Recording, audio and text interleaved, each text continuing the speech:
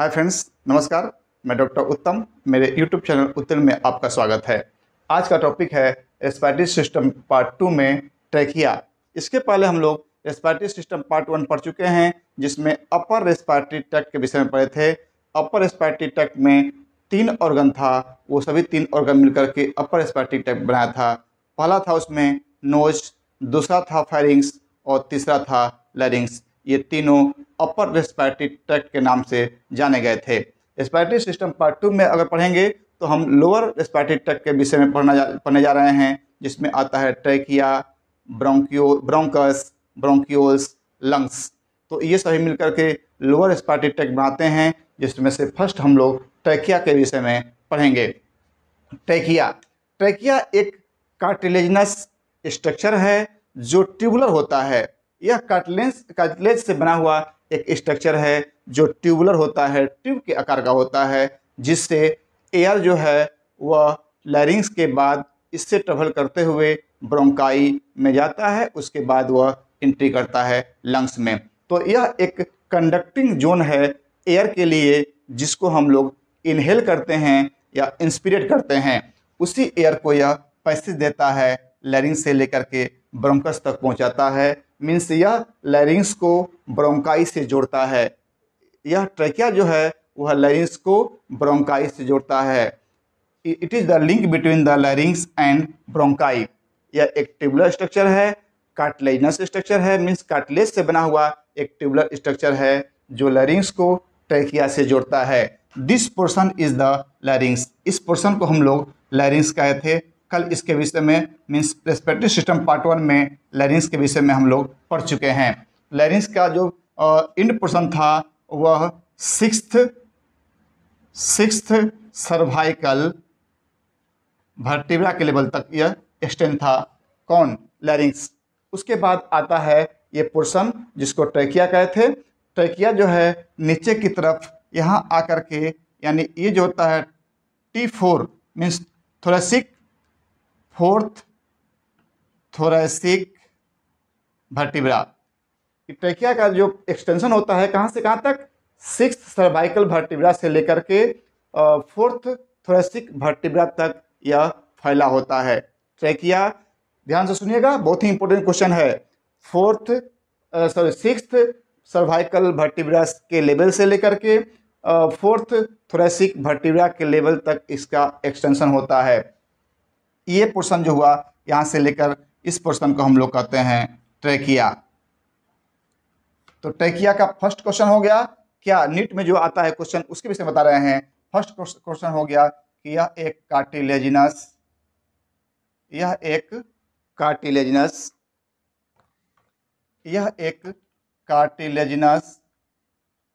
Tube like structure होता है।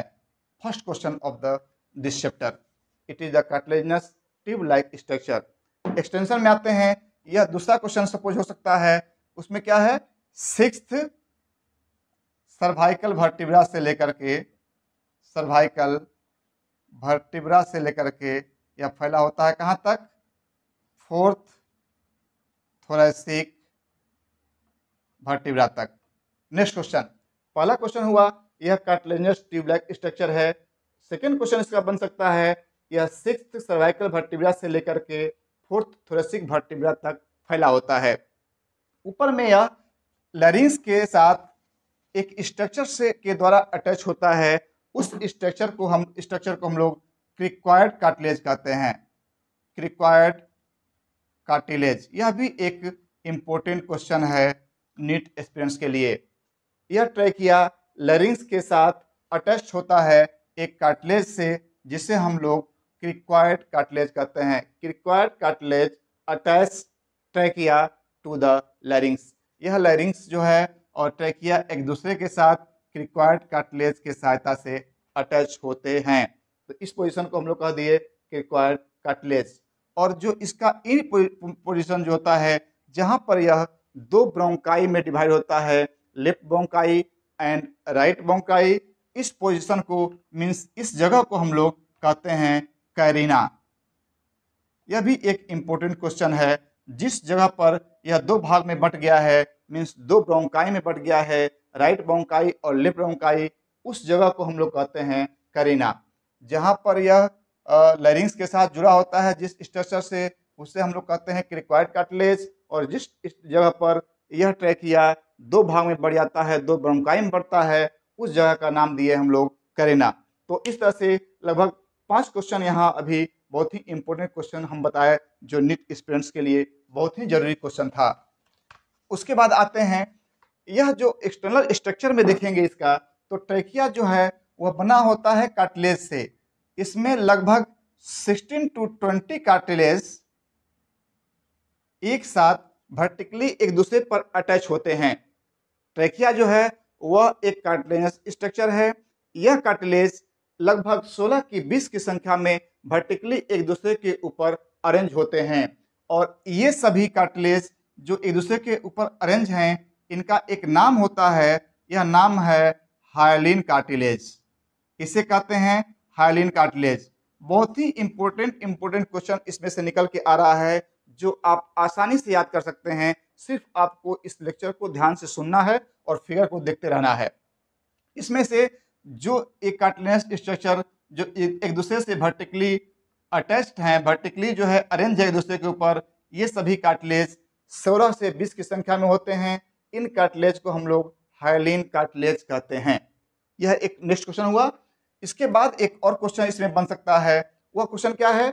ये सभी कार्टिलेज जो एक दूसरे से वर्टिकली एक दूसरे के ऊपर अरेंज हैं, वो एक दूसरे से अटैच्ड होते हैं एक स्ट्रक्चर के द्वारा। उस स्ट्रक्चर को हम लोग लिगामेंट्स कहते हैं। मीन्स ये सभी वर्टिकली अरेंज्ड जो अरेंज हैं हाइलिन कार्टिलेज 16 से 20 की संख्या में, वे सभी एक दूसरे से लिगामेंट्स की सहायता से अटैच्ड होते हैं।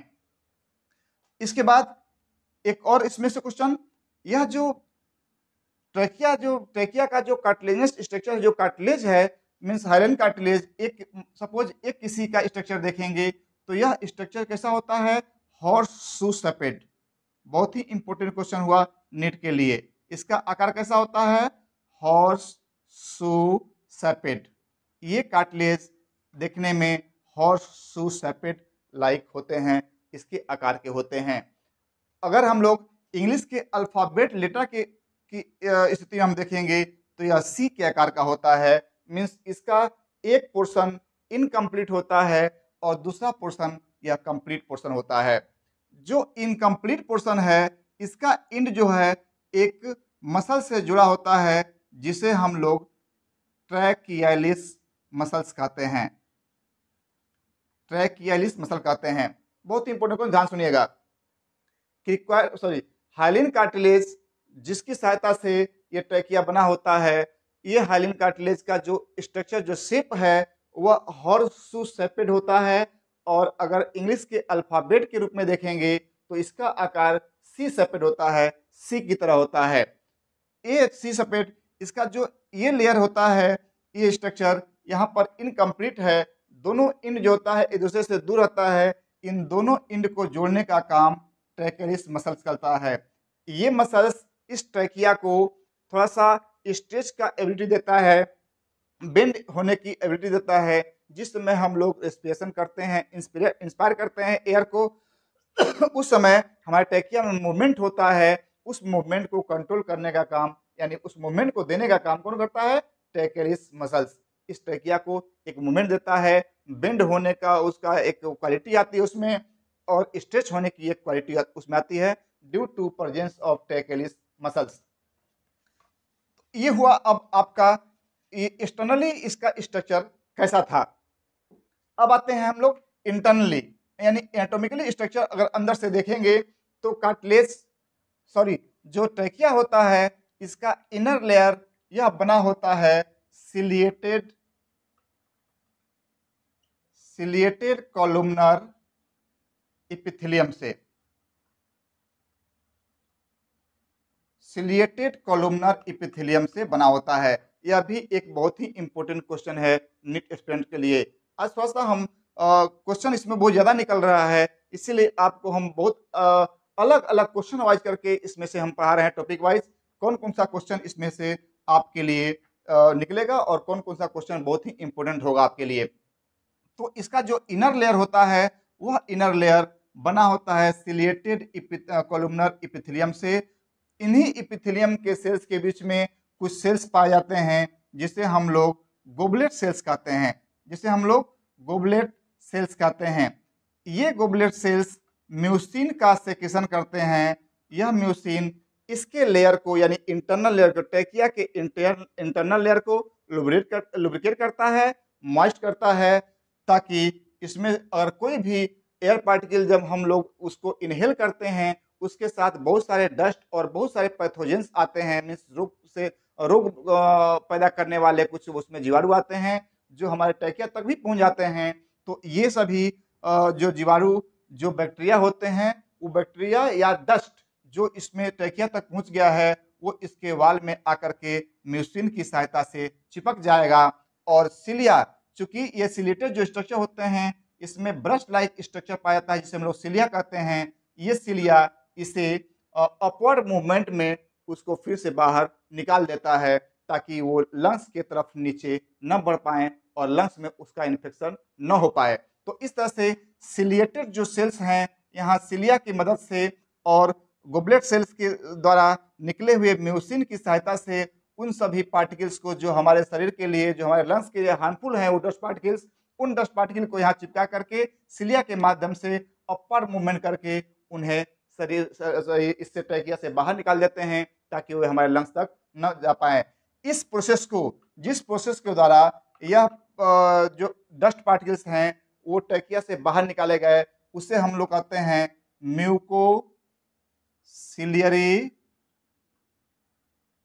Mucociliary mechanism. म्यूकोसिलियरी मैकेनिज्म, इस मैकेनिज्म को हम लोग कहेंगे म्यूकोसिलियरी मैकेनिज्म। इसी की सहायता से जो डस्ट पार्टिकल होते हैं उनको यहाँ से बाहर निकाल दिया जाता है। अगर हम लोग और थोड़ा सा इंटरनल स्ट्रक्चर इसका देखेंगे तो इसमें देखते हैं कि इसका जो नेक्स्ट पोर्शन होता है, यहाँ कैरिना के बाद जो ब्रांच होता है, इस ब्रांच को हम लोग ब्रोंकाई कहते हैं। इस पार्ट को हम लोग ब्रोंकाई कह दिए। ये ब्रोंकाई जस्ट कैरिना से के पास में लेवल में या दो भाग में बढ़ जाता है, यानी ट्रेकिया से एयर जो आता है वो पास होके सीधा ब्रोंकस में इंटर कर जाता है। अब इंपॉर्टेंस हम देखेंगे ट्रेकिया का थोड़ा सा जिस्ट रूप में, तो क्या देखें, लैरिंग्स के बाद यह शुरू होता है। लैरिंग्स में आए हुए एयर ट्रेकिया में इंटर करते हैं। ट्रेकिया में इंटर करने के बाद वो एयर्स जो होते हैं उसमें अगर डस्ट पार्टिकल हैं तो वहीं पर चिपका दिए गए म्यूसिन की सहायता से, और सिलिएटेड ब्रश लाइक जो स्ट्रक्चर जो सिलिया है उसके द्वारा फिर से बाहर ढकेल दिए गए, और जो एयर बच गया फ्रेश एयर वह अपने लंग्स में पहुंचा दिया जाता है। इसके साथ साथ इसमें बहुत सारा क्वेश्चन हम इसमें डिटेल में आपको बता चुके हैं, अब उसको दोहराने की जरूरत नहीं है। हम उम्मीद करते हैं कि आप इसमें जितने भी क्वेश्चन बन पाए हैं उन सभी को याद कर लिए होंगे। आज के लिए ट्रेकिया में बस इतना ही। इसके बाद हम नेक्स्ट चैप्टर आपको लंग्स पढ़ाने जा रहे हैं। तो अब हम लोग लंग्स के विषय में पढ़ेंगे। ये रहा लंग्स। ये लंग्स जो है हमारे रेस्पिरेटरी सिस्टम का बहुत ही इम्पोर्टेंट ऑर्गन है और इसमें बहुत सारा पार्ट होता है। ये सभी पार्ट जो होते हैं मिल कर करके लंग्स के रेस्पिरेशन में सहायक होते हैं, यानी जो ऑक्सीजन हम लोग इंटेक करते हैं, जो एयर लेते हैं, उस एयर को हमारे लंग्स के डिफरेंट पार्ट्स से होते हुए हमारे ब्लड स्ट्रीम तक भेजने में सहायक होते हैं। तो इस तरह से अगर हम लंग्स देखेंगे तो there are 2 lungs in the human beings. एक मनुष्य में 2 लंग्स होता है और ये दोनों lungs right and left side में होता है, मीन्स शरीर के राइट और लेफ्ट साइड में। यह लंग्स जो है वह थोरेसिक कैविटी, यह लंग्स जो है वह थोरेसिक कैविटी में स्थित होता है। पहले ही आप लोग को ये जानकारी दे चुके हैं कि हमारे शरीर में 2 तरह की कैविटी होती है। एक कैविटी को हम लोग कहते हैं थोरेसिक कैविटी और दूसरे कैविटी को कहते हैं एब्डोमिनल कैविटी। तो थोरेसिक कैविटी जो है उसमें हमारा लंग्स स्थित होता है, मीन्स हमारे वर्टिब्रा के दोनों तरफ, जो पीछे का जो वर्टिब्रा होता है थोरेसिक वर्टिब्रा, उसके दोनों तरफ लंग्स अवस्थित होता है। और इसी लंग्स की सहायता से हम लोग ऑक्सीजन का मीन्स जो गैसियस एक्सचेंज होता है शरीर में वह कर पाते हैं। अब इसमें आते हैं कि ये दोनों लंग्स कितना महत्वपूर्ण है शरीर के लिए कि भगवान के द्वारा भी इन दोनों लंग्स को बचाने के लिए एक बोन्स का एक केज बनाया गया, एक पिंजरानुमा स्ट्रक्चर बनाया गया, ताकि इस लंग्स पर बाहरी आघात का कोई प्रभाव न पड़ पाए। यानी अगर सिंपल चोट लगती है और बाहरी आघात अगर लगता है तो इससे हमारे लंग्स पर कोई प्रभाव न पड़ सके, इसके लिए भगवान ने इसके लिए एक बोन का केज बनाया। उसे हम लोग उसे हम लोग रिब्स कहते हैं, रिब्स केज। उसे हम लोग रिब्स केज कहते हैं। यानी रिब्स के सहायता से बहुत सारा रिब्स एक साथ मिल कर करके एक केज नुमा स्ट्रक्चर बनाते हैं, जिसे हम लोग रिब्स केज कहते हैं। तो यह लंग जो है हमारे थोरेसिक कैविटी में अवस्थित होता है। यह हार्ट के दोनों तरफ and just near to vertebra means thoracic vertebra के नजदीक में दोनों अवस्थित होता है। यह थोरेसिक कैविटी में रिब्स केज की सहायता से प्रोटेक्टेड होता है। उसके बाद आते हैं कि इसमें से जो राइट लंग होता है, राइट लंग और this is the left lungs, ये जो है ये राइट लंग है और इसको हम लोग कहेंगे लेफ्ट लंग। लंग्स का जो स्ट्रक्चर होता है वो ऊपर में ये जो पोर्शन दिखाई देता है इसे हम लोग एपेक्स कहते हैं और निचले पोर्शन को हम लोग बेस कहते हैं। इसमें से यह जो पोर्शन होता है जहां से इसमें बहुत सारे blood vessels means artery, veins, bronchus inter करते हैं, इसे हम लोग हाइलम कहते हैं। इसे हम लोग हाइलम कहते हैं। मैंने हाइलम मीन्स इसके पहले ही बता चुके हैं कि हाइलम मीन्स प्रवेश द्वार, जहां से बहुत सारे ब्लड वेसल्स या कोई भी ऑर्गन्स किसी दूसरे ऑर्गन में इंटर करता है, उसे हम लोग हाइलम कहते हैं। तो इस लंग्स में भी मिडिल साइड में यानी मिडियल पोर्शन में कुछ स्पेस होता है जहां से बहुत सारे ब्लड वेसल्स उसमें इंटर करते हैं, इसीलिए उस एंट्री को हम लोग हाइलम कहते हैं, क्योंकि हाइलम मीन्स होता ही है प्रवेश द्वार दोनों साइड में। इसके बाद देखेंगे अगर एक लंग्स की का वेट अगर देखेंगे तो राइट लंग्स का वेट जो होता है 375 ग्राम से लेकर के 550 ग्राम तक होता है। मीन्स एवरेज अगर देखेंगे तो 450 ग्राम तक इसका वजन होता है। ध्यान से सुनिएगा, एक एक पॉइंट पर आकर अगर हम देखेंगे और स्ट्रक्चर को देखेंगे तो पूरी तरह से याद हो जाएगा। तो हमारे शरीर में दो तरह का लंग पाया जाता है, एक राइट लंग और दूसरा लेफ्ट लंग। ये दोनों लंग्स हमारे थोरेसिक कैविटी में रिब्स केज के अंदर स्थित होता है और यह जो है हार्ट के दोनों तरफ अवस्थित होता है। उसके बाद अगर हम राइट लंग्स की बात करेंगे तो राइट लंग्स का वजन जो होता है 375 ग्राम से लेके 550 ग्राम तक होता है। अगर एवरेज वेट देखेंगे तो 450 ग्राम हुआ। यह जो है पॉइंट वाइज, चूंकि ये क्वेश्चन आता है हमारे नीट एग्जामिनेशन में, इसीलिए आप पॉइंट वाइज इसको याद करते चलें। लेफ्ट लंग का अगर वजन देखेंगे तो इसका वजन 325 ग्राम से लेकर के 450 ग्राम तक होता है। एवरेज अगर वेट देखेंगे तो इसका एवरेज वेट जो होता है वह 400 ग्राम होता है। तो यह हुआ वेट के पर आधारित क्वेश्चन अगर बनता है तो उस क्वेश्चन का आंसर आप लोग इसमें से दे पाएंगे। इसके साथ स्ट्रक्चर में अगर देखें हम लोग तो लंग्स का स्ट्रक्चर जो होता है, राइट साइड वाला जो लंग है वह लेफ्ट साइड की तुलना में थोड़ा सा बड़ा होता है और यह थोड़ा वाइडर होता है। इसमें जो पीछे का जो पोर्शन था, मीडियल पोर्शन, इसमें हाइलम था। इस हाइलम के द्वारा बहुत सारे ब्लड वेसल्स इसके अंदर प्रवेश कर गए।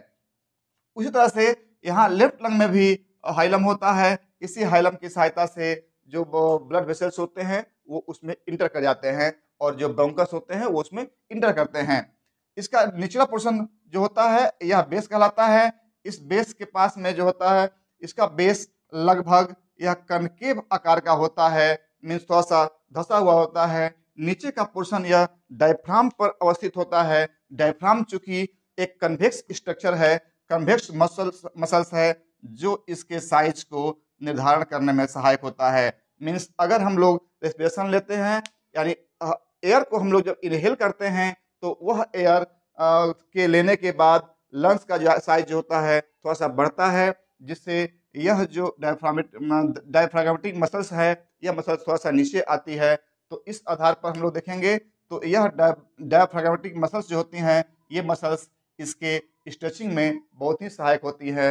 यह एक कन्वेक्स आकार की होती है और जो इसका निचला पोर्शन होता है वह जो होता है कनकेव होता है। तो यह लंग्स के विषय में हम लोग देखें। अब आते हैं कि लंग्स का जो बाहरी वाल जो है, यह दो तरह के मेम्ब्रेन से जो है कवर होता है, सराउंडेड होता है। ये दोनों मेम्ब्रेन थिन, स्मूथ और मॉइस्ट होते हैं। इनका नाम होता है प्लूरा। इससे हम लोग प्लूरा कहते हैं। दोनों लंग्स बाहर की तरफ से 2 लेयर प्लूरा से कवर होता है। यह दोनों लेयर प्लूरा जो होता है थिन, मॉइस्ट और स्मूथ होता है, ताकि इसका जो फ्रिक्शन है, यानी जब हम लोग सांस लेते हैं लंग्स का साइज बढ़ता घटता है। इसके चलते इसका केज का जो रिब्स जो है, उस रिब्स के साथ उसका घर्षण हो सकता है, फ्रिक्शन हो सकता है, जिसके चलते लंग्स को क्षति पहुंच सकती है। तो इस फ्रिक्शन को यह जो प्लूरा होता है वह प्रिवेंट करता है, रोकता है, ताकि लंग्स में को क्षति न पहुंच सके। तो आते हैं, यानी लंग्स जिस स्ट्रक्चर से कवर होता है उस स्ट्रक्चर को हम लोग कहते हैं प्लूरा। प्लूरा का 2 लेयर होता है। Suppose this is the outer layer और this is the inner layer. Inner layer को हम लोग विसरल प्लूरा कहते हैं। इनर लेयर को हम लोग विसरल प्लूरा कहते हैं। ध्यान से सुनिएगा, याद करने वाला क्वेश्चन है। ये सब याद हो जाएगा तो आप लोगों का इस चैप्टर से आने वाला नीट में कोई भी क्वेश्चन आप लोगों से फिर छूटने वाला नहीं है। ये सभी क्वेश्चन जो है नीट में किसी ना किसी ईयर में आया हुआ है।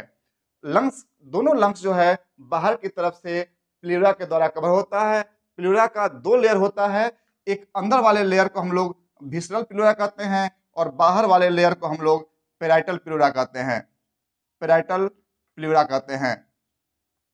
इन दोनों प्लूरा के कारण बीच में एक स्पेस बनता है। इस स्पेस को हम लोग प्लूरल कैविटी कहते हैं। इस स्पेस को हम लोग प्लूरल कैविटी कहेंगे। This is the pleura. Pleura का 2 पार्ट हुआ, 2 लेयर हुआ। अंदर वाले लेयर को हम लोग विसरल प्लूरा कहेंगे और बाहर वाले लेयर को हम लोग पेराइटल प्लूरा कहे। इन दोनों लेयर के बीच में एक कैविटी बनता है। उस कैविटी यानी एक ल्यूमेन बनता है। उस ल्यूमेन को हम लोग प्लूरल कैविटी कहते हैं और इसी के अंदर बहुत सारे लिक्विड इसमें भरे रहते हैं और इस लिक्विड को हम लोग कहते हैं प्लूरल फ्लूइड। इस लिक्विड को हम लोग कहेंगे प्लूरल फ्लूइड। Pleural fluid. यही फ्लूइड जो होता है इस लेयर को मींस यहाँ से जो लंग्स होता है उस लंग्स के फ्रिक्शन को प्रिवेंट करता है। वह फ्रिक्शन जो होता है बाहर के वाल से, यानी बाहर के जो रिब्स केज हैं उनका जो फ्रिक्शन होता है उस फ्रिक्शन से हमारे लंग्स को की क्षति होने से बचाता है। याद कर लीजिए फिर से, ये दोनों लंग्स के बाहर में एक लेयर होता है, 2 लेयर का एक मेम्ब्रेन होता है। इस मेम्ब्रेन की सहायता से दोनों जो लंग्स होते हैं वो बाहर से कवर होते हैं और ये कवर जो होता है इसको हम लोग कहते हैं प्लूरा। यह 2 लेयर का होता है। अंदर का जो लेयर होता है उसे हम लोग कहते हैं विसरल प्लूरा। बाहर का लेयर को हम लोग कहते हैं पेराइटल प्लूरा। दोनों प्लूरा के बीच में जो कैविटी होती है उसे हम लोग कहते हैं प्लूरल कैविटी और इसी के अंदर एक लिक्विड रहता है। इस लिक्विड को कहते हैं हम लोग प्लूरल फ्लूइड। इस तरह से यह जो लंग्स है वह मैकेनिकल रूप से यह जो है फ्रिक्शन होने से बचता है, यानी इसमें इंजरी होने से बचती है। मींस प्लूरा जो होता है वह बाहर से फ्रिक्शन होने से, क्षति होने से लंग्स को बचाता है। अब आते हैं कि इसमें कौन कौन सा ऑर्गन जो होता है इंटर करता है और कैसे यहाँ गैसियस एक्सचेंज होता है। अगर हम लोग देखेंगे तो सबसे पहले देखिए, जो इसके पहले हम लोग पढ़े थे ट्रैकिया। ट्रैकिया जो है वह एक विंड पाइप है। मींस हवा को जस्ट ब्रोंकस की सहायता से हमारे लंग्स में भेजने का पाइप है, इसलिए इसे हम लोग विंड पाइप भी कहते हैं। तो दिस इज द ट्रैकिया। ये आपका रहा ट्रैकिया। इस ट्रैकिया का एक पार्ट होता है जिसे हम लोग कहते हैं कैरिना। इसी कैरिना के पार्ट पर यह जो है ट्रैकिया 2 भाग में बट गया, मीन्स 2 ब्रोंकस में बट गया। एक ब्रोंकस को कह दिया हम लोग लेफ्ट ब्रोंकस, इसे हम कह दिए लेफ्ट ब्रोंकस और इसे कह दिए हम लोग राइट ब्रोंकस। ये हो गया राइट ब्रोंकस। तो left bronchus and right bronchus, ये दोनों जो होता है अपने अपने साइड के लंग्स में इंटर करेगा। सपोज यह जो है राइट ब्रोंकस है तो यह जो है राइट साइड के लंग्स में जो है इंटर करेगा, और उसके बाद ये जो पोर्शन है आपका लेफ्ट ब्रोंकस है, यह अपने लेफ्ट साइड के लंग्स में जो है वह इंटर करेगा। यह लेफ्ट साइड के लंग्स में जो है वह इंटर करेगा। Suppose this is the left lung, this is the left lung, और इसी साइड के लंग्स में जो है यह इंटर करेगा। यहां से यह इंटर कर गया। अब देखिए यहां पर चूंकि लंग्स का जो ये पोर्शन है लेफ्ट साइड का लंग्स का, आप देखेंगे थोड़ा सा इंप्रेसिव होता है, मीन्स वहां पर एक इंप्रेशन होता है। यह इंप्रेशन यह हार्ट के उपस्थिति के चलते होता है, क्योंकि हार्ट जो होता है ये सिचुएटेड होता है टुवार्ड लेफ्ट, डायरेक्टेड होता है toward left side of the chest.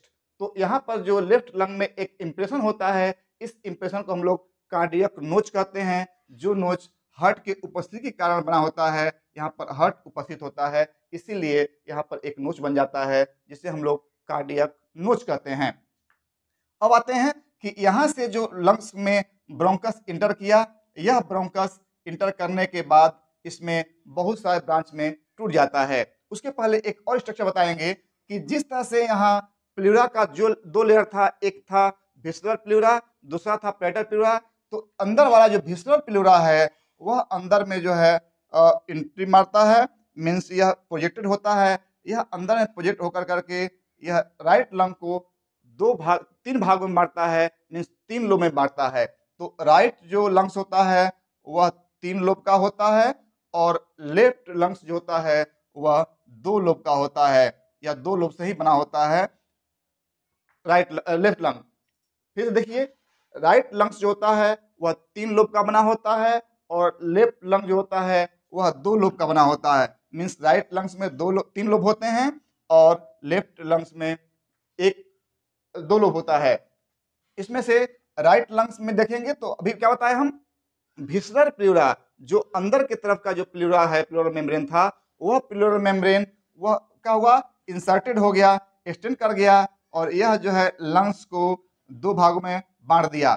यह लंग्स को 2 भागों में बांट दिया, सॉरी, यह राइट लंग्स को 3 लोब में बांट दिया। यह जो है यह हॉरिजॉन्टल, इसमें से एक जो निकलता है फिशर, इसे कहते हैं हॉरिजॉन्टल फिशर्स, इसे कहते हैं हॉरिजॉन्टल फिशर। मीन्स यह जो विस्रल प्लूरा है एक हॉरिजॉन्टल फिशर की सहायता से इसे 2 भाग में बांट दिया, और उसके बाद एक और यहाँ से निकलता है विस्रल प्लूरा ही इंसर्टेड करता है, और वह इस लंग को फिर तीसरे लोब में बांटता है। इसे हम लोग कहते हैं ऑब्लिक फिशर, इसे कहते हैं ऑब्लिक फिशर। मीन्स ये जो विस्रल प्लूरा हुए उससे 2 फिशर इंसर्टेड होते हैं, एक्सटेंड करते हैं। ये दोनों, एक होता है हॉरिजॉन्टल फिशर, दूसरा होता है ऑब्लिक फिशर। ये दोनों फिशर मिलकर के राइट लंग को 3 लोब में बांट देते हैं। This is the upper lobe, this is the middle lobe, और this is the lower lobe. इसे हम लोग कह दिए अपर, क्योंकि ऊपर है तो इसे हम लोग अपर लोब कहेंगे। ये चूंकि बीच में है इसीलिए इसे हम लोग मिडिल लोब कहते हैं, और ये सबसे नीचे है इसीलिए हम लोग इसको लोअर लोब बोलते हैं।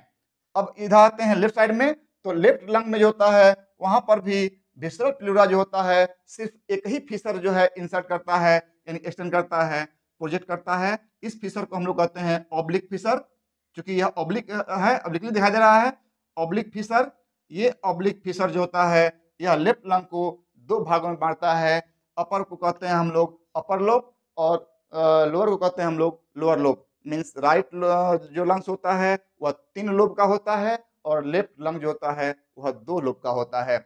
इसमें जो मिडिल लोब होता है, मिडिल लोब के जगह पर एक प्रोजेक्शन होता है। इस प्रोजेक्शन को हम लोग कहते हैं लिंगुला, इस पोजीशन को कहते हैं हम लोग लिंगुला। अगर हम लोग इसको माइक्रोस्कोपिक स्ट्रक्चर करेंगे में पढ़ेंगे तो उसमें एक स्ट्रक्चर दिखाई देता है जो एक जस्ट लीफ लाइक स्ट्रक्चर ऐसे होता है, और इसको हम लोग जस्ट मिडिल लोब, जिस तरह से राइट लंग्स का एक मिडिल लोब होता है उसी के तरह का वो दिखता है, और उसी के पोजीशन पर होता है, इसीलिए इसके मिडिल लोब को हम लोग लिंगुला कह सकते हैं। वह मिडिल लोब है नहीं, लेकिन उसी के जगह पर एक पोजीशन होता है, उस पोजीशन को हम लोग लिंगुला कहते हैं। यहाँ भी बहुत इंपॉर्टेंट क्वेश्चन बनता है कि the middle lobe of the left lung is known as, तो उसका नाम हो जाएगा लिंगुला। बहुत ही इंपॉर्टेंट क्वेश्चन है, यह कई बार नीट के एग्जामिनेशन में पूछा जा चुका है। इसका स्पेलिंग आप ध्यान से देख लेंगे, लिंगुला।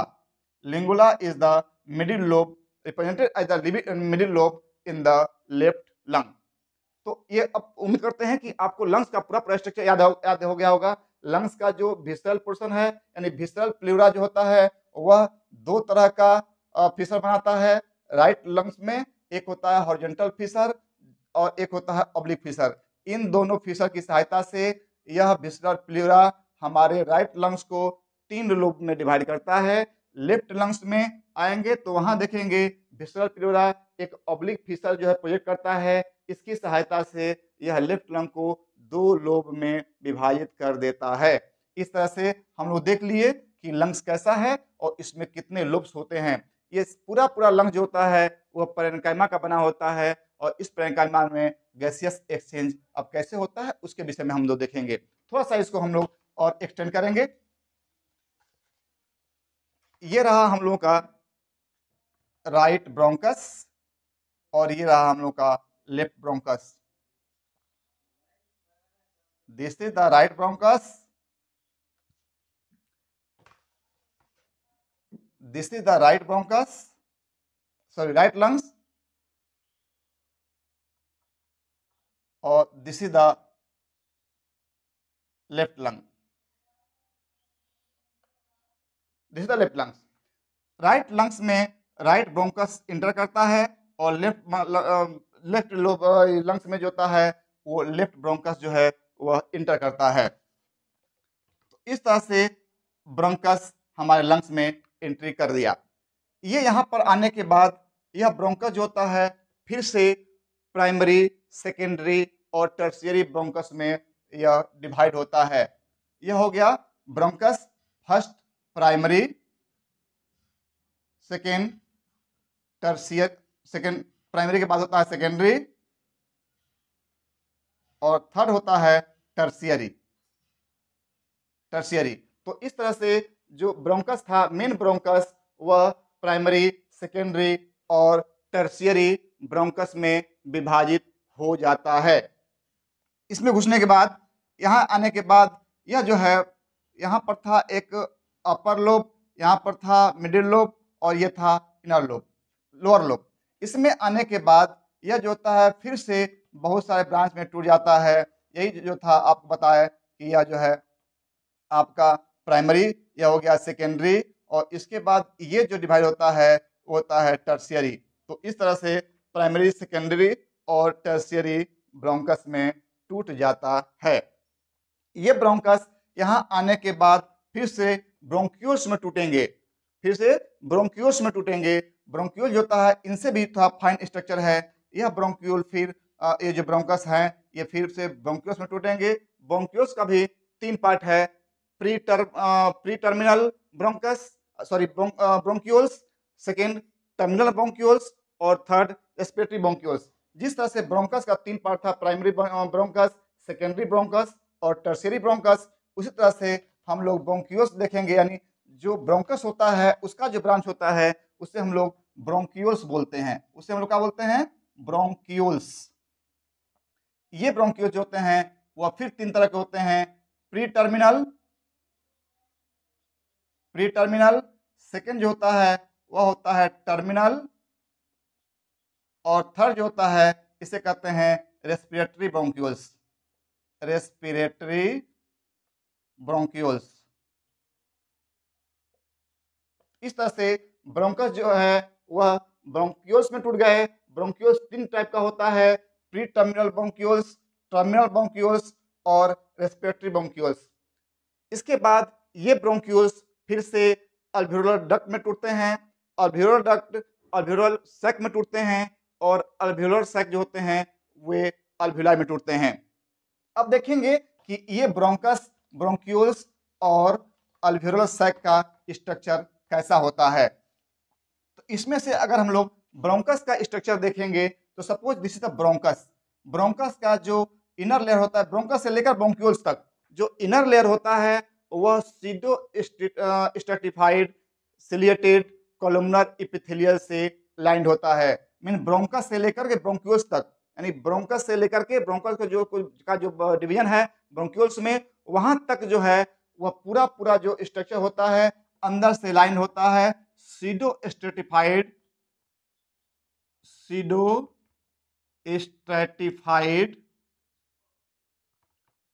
Ciliated columnar epithelium. Pseudo stratified ciliated columnar epithelium से या ब्रोंकस से लेकर ब्रोंक्यूल्स का पूरा पार्ट जो होता है वह इससे लाइंड होता है। इसके बाद इसमें यानी ब्रोंकस में एक और स्ट्रक्चर पाया जाता है इसके अलावा प्लस गोबलेट सेल्स। तो इस तरह से ये सब जो pseudo stratified ciliated columnar epithelium है और प्लस गोबलेट सेल, ये मिल करके यह इसको प्रोटेक्शन भी देता है और जो भी कुछ एयर में डस्ट पार्टिकल आया है उसे यहाँ से निकालने में भी, बाहर निकालने में भी मदद करता है ताकि वह लंग्स में जाकर के लंग्स को प्रभावित ना कर सके। उसके बाद अगर आते हैं यही जब ब्रोंक्यूल्स में टूटता है तो ब्रोंक्यूल्स में ये सभी लेयर जो होते हैं यानी pseudo stratified ciliated columnar epithelium तो होता है लेकिन वहां पर गोबलेट सेल नहीं होता है।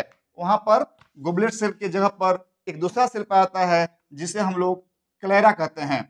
इंपोर्टेंट क्वेश्चन, बहुत ही important question, what the difference between the bronchus and bronchioles, lining of the bronchus and bronchioles, bronchus और ब्रोंक्यूल्स की लाइनिंग में क्या अंतर है?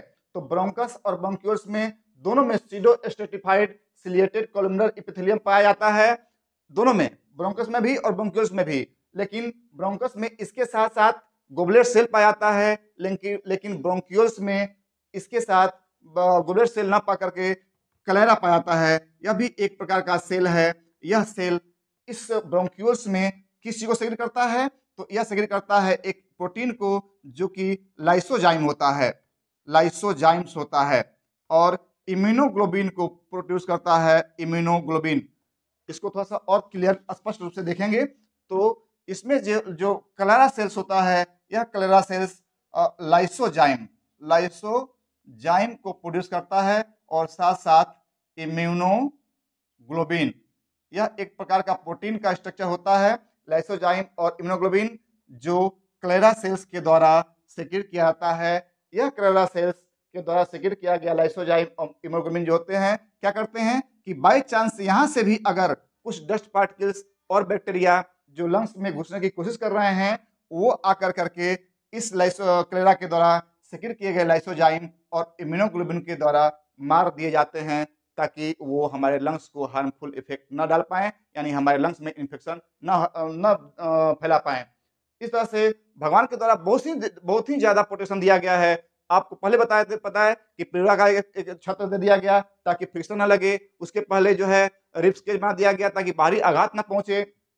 और उसके बाद ट्रैकिया में भी बताए थे कि ट्रैकिया में भी कुछ म्यूकस सेल्स होते हैं जो डस्ट को या उस तरह के पार्टिकल को जो इन्फेक्शन फैला सकते हैं लंग्स में, उसको चिपका करके सिलिएटेड एपिथेलियम के द्वारा शरीर से बाहर निकाल दिया जाता है। यहाँ तक भी अभी तक भी भगवान के द्वारा छोड़ा नहीं गया। यहाँ भी आने के बाद यहाँ तक जब कुछ पहुंच भी गए अगर, तो बाई चांस पहुंचने के बाद भी क्लेरा सेल जो होता है ब्रोंक्यूल्स में या लाइसोजाइम सेक्रेट करता है और इम्यूनोग्लोबिन सेक्रेट करता है। ये दोनों सेल्स जो प्रोटीन है, ये प्रोटीन इसमें इंटर किए गए बैक्टीरिया को, हार्मफुल पैथोजेंस को किल कर देते हैं। तो यहाँ तक जो है ये पहुंचने के बाद फिर हमारे लंग्स तक नहीं पहुंच पाएंगे। तो बहुत ही इंपॉर्टेंट क्वेश्चन यहाँ पर बन रहा है, ब्रोंकस और ब्रोंक्यूल्स में क्या अंतर है? Lining of the bronchus and bronchioles में ब्रोंकस का जो लाइनिंग होता है वह pseudo stratified ciliated columnar epithelium से होता है और प्लस इसमें गोबलेट सेल पाया जाता है।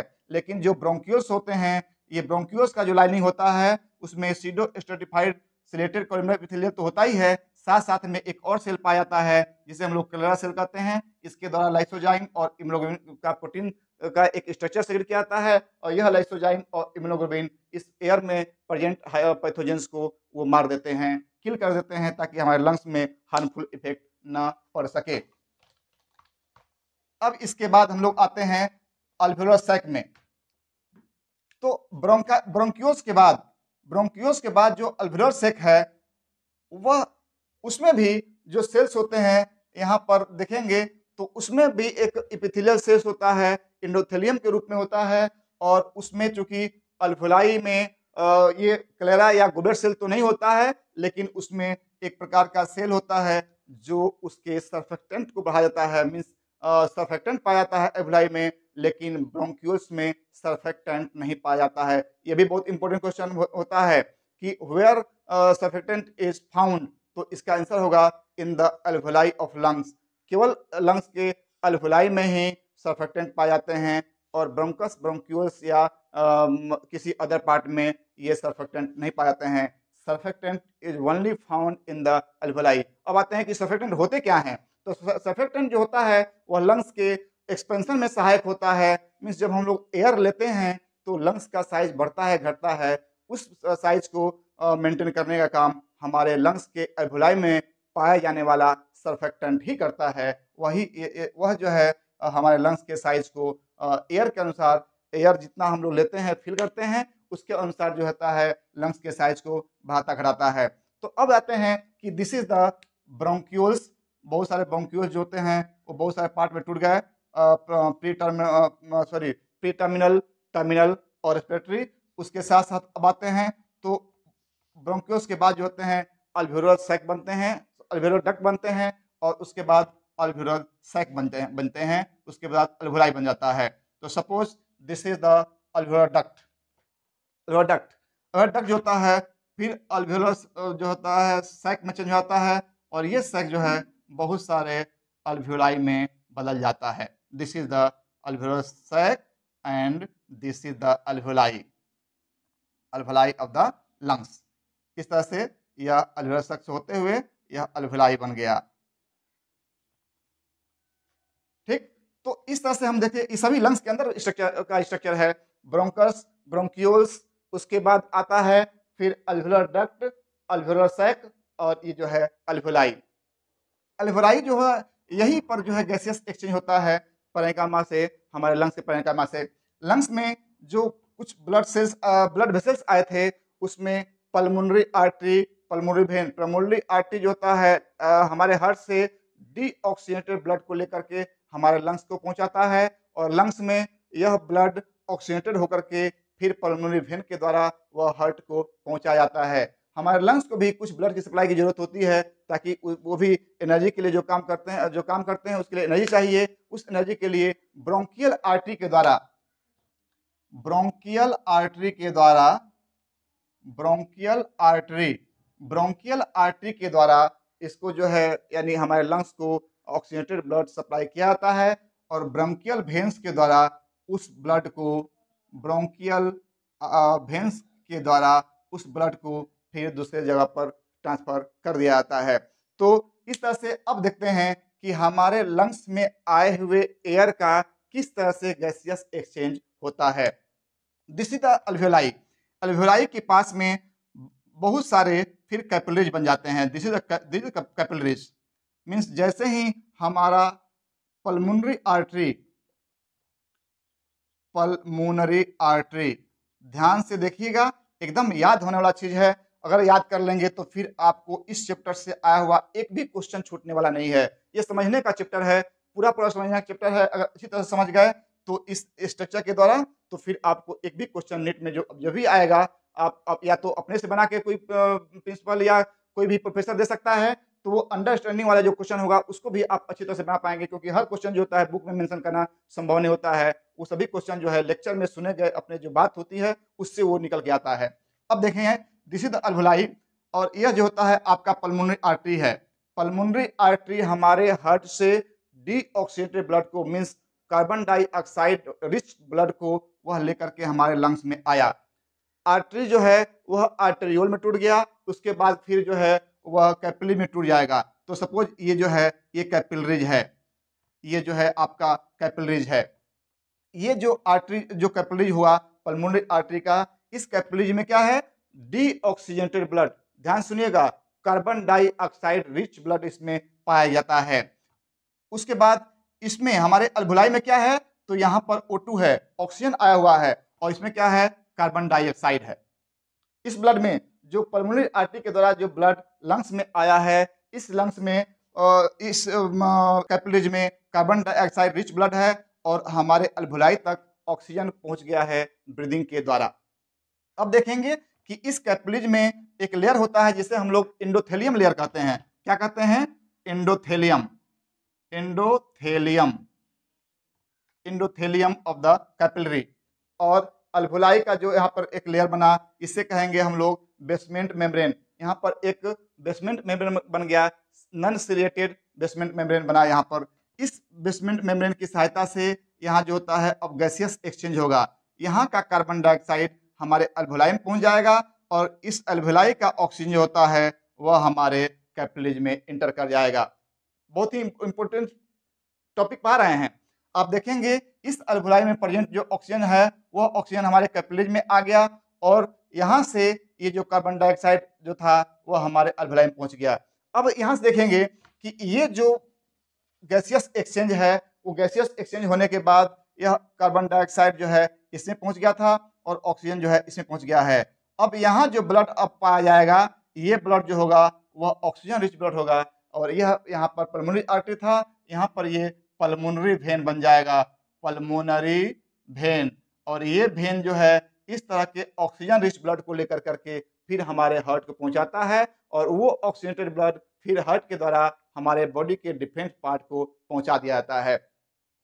देख लीजिए ध्यान से, इसमें हुआ पल्मोनरी आर्टरी के द्वारा कार्बन डाइऑक्साइड रिच ब्लड हमारे हार्ट से हमारे लंग्स तक पहुंचाया गया। लंग्स में आने के बाद ये जब अल्वुलाई के कांटेक्ट में आया तो यहाँ जो अल्वुलाई होती है उस अल्वुलाई में से यहाँ जो बेसमेंट मेम्ब्रेन था, इस बेसमेंट मेम्ब्रेन की सहायता से और कैपिलरीज के एंडोथेलियम की सहायता से ये जो ऑक्सीजन था अल्वुलाई से हमारे कैपिलरीज में आ गया और इस कैपिलरीज में के ब्लड में जो कार्बन डाइऑक्साइड था वह हमारे अल्वुलाई तक पहुंच गया और फिर ये सभी कैपिलरीज फिर मिलकर करके ये क्या बना दिए हैं, ये बना दिए फिर पल्मोनरी वेन और इसी पल्मोनरी वेन के सहायता से फिर ये ऑक्सीजनेटेड ब्लड हमारे हार्ट को पहुंचाया जाता है। अब इसमें एक और क्वेश्चन है कहीं, क्या है कि ब्रोंकियल आर्टरी जो होती है उसमें ऑक्सीजनेटेड ब्लड होता है जो हमारे लंग्स को सप्लाई देती है, तो उस लंग्स के द्वारा भी कुछ ऐसा भी ब्लड प्रोड्यूस किया जाता होगा जो डीऑक्सीजनेटेड ब्लड होता होगा। तो डीऑक्सीजनेटेड ब्लड जो है वह ब्रोंकियल वेन के द्वारा कहाँ आता है? पल्मोनरी आर्टरी के कैपिलरीज के पास आता है और ये कैपिलरीज में फिर यहाँ डिफ्यूजन होता है, यानी ब्रोंकियल वेन्स का जो कार्बन डाइऑक्साइड है वह फिर इस कैपिलरीज में इंटर कर जाता है और वह जो है इंटर करने के बाद यहाँ से फिर डिफ्यूजन होकर के हमारे अल्वुलाई तक पहुंच जाता है। यह रहा गैसियस एक्सचेंज। बहुत ही इंपोर्टेंट क्वेश्चन और बहुत ही आसान तरीके से समझाए हैं, आपको याद हो गया होगा। तो इस तरह से इस कैपिलरी से कार्बन डाइऑक्साइड इस अल्वुलाई में आ गया, अल्वुलाई के बाद फिर से अल्वुलस होते हुए अल्वुलर डक्ट होते हुए फिर ब्रोंक्यूल्स में गया, ब्रोंक्यूल्स से होते हुए वह फिर से आपका ब्रोंकस में गया, ब्रोंकस से होते हुए ट्रैकिया में गया, ट्रैकिया होते हुए लैरिंक्स में गया, लैरिंक्स के बाद फेरिंक्स में गया, फेरिंक्स से होते हुए नेजल कैविटी से उसको बाहर निकाल दिया गया। तो इस तरह से कार्बन डाइऑक्साइड यहाँ से बाहर निकल गया।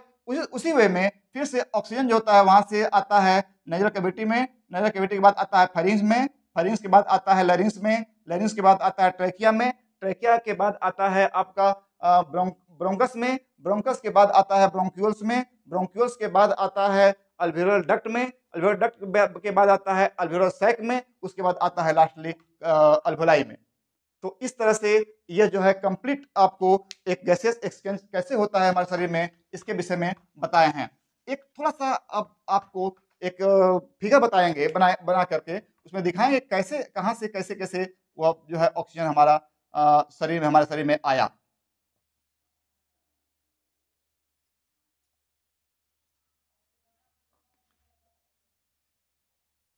ये रहा आपका नेजल कैविटी, ये हुआ आपका नेजल कैविटी। एक जिस्ट बता रहे हैं, जितना पढ़ाए उसका जिस्ट बता दे रहे हैं इस चैप्टर के लास्ट में। This is nasal cavity. ये नेजल कैविटी होता है, यहाँ ये जो पोर्शन होता है इसे हम लोग कहते हैं पैलेट। ये है पैलेट जो हमको पढ़ा चुके हैं इसके पहले आपको। ये जो पोर्शन है यहाँ होता है टंग, ये हुआ टंग आपका।